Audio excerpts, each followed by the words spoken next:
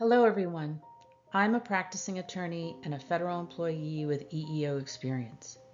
In this video, I would like to share with you the reasons why the EEOC denies federal employee claims when they miss deadlines and when they make an exception. Please note that this information is meant to be informative and should not be taken as a substitute for tailored legal counsel. If you are looking to improve your chances of success, be sure to hit the like and subscribe buttons below. Now let's begin. The rules for timely EEO contact. EEO regulation requires complainants report complaints of discrimination to an EEO employment opportunity counselor within 45 days of the discriminatory act, or in the case of a personnel action, within 45 days of the effective date of the action. The standard. The Commission uses a reasonable suspicion standard to determine when the 45-day limitation period begins. The time limitation is not triggered until a complainant reasonably suspects discrimination, but before all the facts that support the charge have become apparent. Exceptions.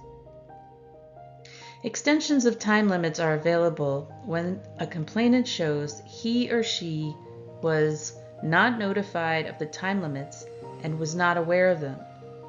He or she did not know, and reasonably should not have known, that the discriminatory matter or personnel action occurred. Despite due diligence, was prevented by circumstances beyond their control, or for other reasons considered sufficient by the agency or the Commission. Keep in mind, due diligence means that you did everything in your power to submit your claim and that you can prove that. An example is that you mailed your claim but it did not reach its destination.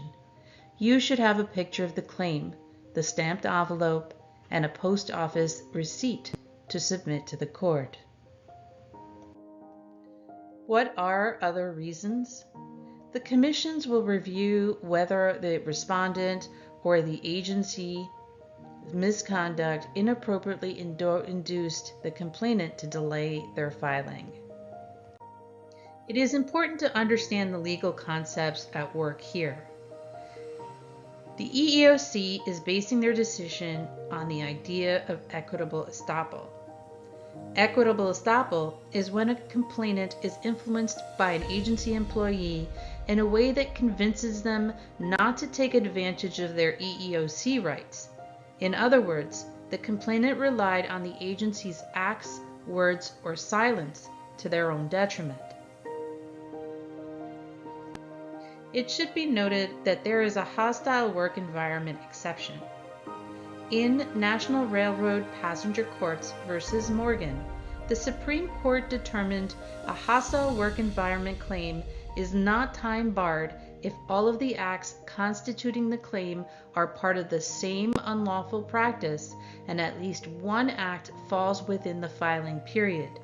This means if one of the acts is timely, then all of the acts associated with a hostile work environment claim is timely, but only for the purpose of a hostile work environment claim.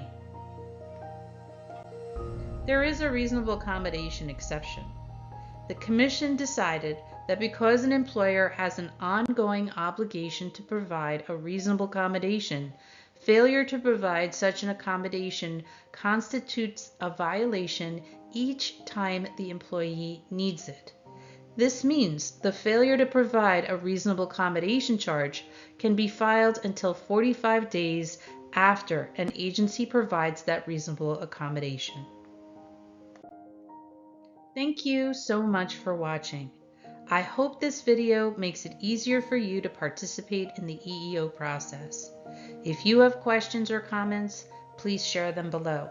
If you're new to my channel, don't forget to like and subscribe. Goodbye for now, and I hope you'll join me for my next video.